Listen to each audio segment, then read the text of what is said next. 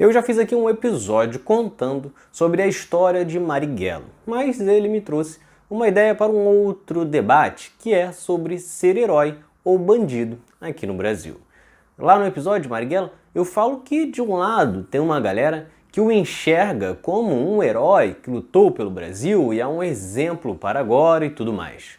Do outro lado, tem uma turma que o enxerga como um bandido e fazem campanhas totalmente contrárias ao filme, xingam e tudo mais, e até acham que é um absurdo que alguém o trate como um herói ou ídolo.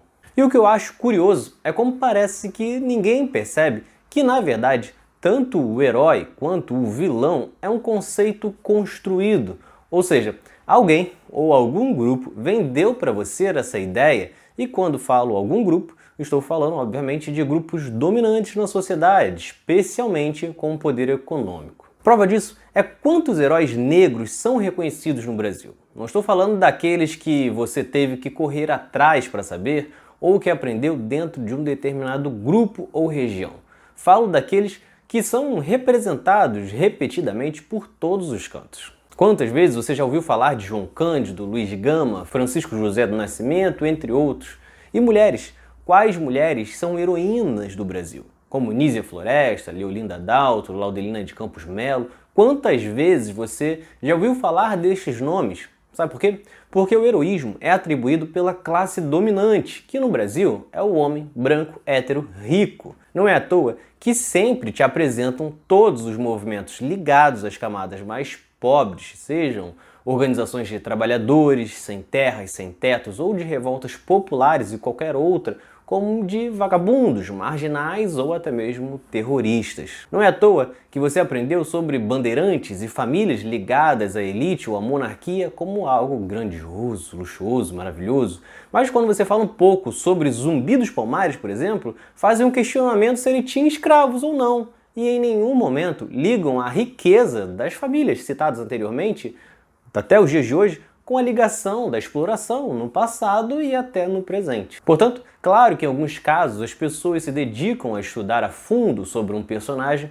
e com isso tomam uma decisão ou entram em algum grupo que esses nomes são apresentados. Mas no geral, na história do Brasil, você é ensinado vendendo a ideia do heroísmo e banditismo. E isso está totalmente ligado a quem te conta a história. E quando falo quem conta a história, não me refiro ao seu professor, ou ao youtuber, ou ao diretor de um filme, e sim a algo que é explicado, replicado exaustivamente na sociedade a ponto de influenciar a todos e normalmente algo que vem de cima para baixo na escala econômica. Por exemplo, hoje você aprende sobre Tiradentes como um herói.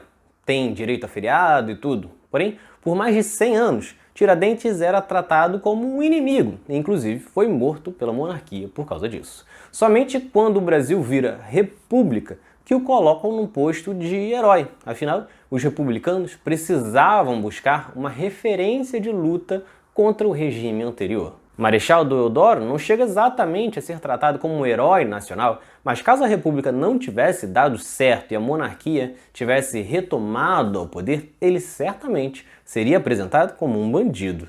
E você vê como essa ideia de herói é tão cravada na cabeça das pessoas que elas fazem defesas ou críticas radicais a esses personagens. Aqui no canal eu já falei sobre o Duque de Caxias e fui bombardeado. Por quê? Porque Caxias sempre foi vendido como um herói, um patrono do exército, responsável por apaziguar revoluções internas e manter o Brasil unido. E no episódio, basicamente, eu conto o outro lado, que o Duque de Caxias matou muitos brasileiros que apenas lutavam por condições mais dignas de sobrevivência. Eu nem sequer o chamei de bandido, apenas questionei essa ideia de herói nacional, sendo que não é uma coisa unânime. Então, ou seja, basicamente o definidor de herói e bandido no Brasil está muito mais no que acontece depois, em quem conta a história, do que exatamente do que foi feito pelo personagem. Se vocês gostaram, curtam, se inscrevam para não perder nenhum episódio do outro lado da história.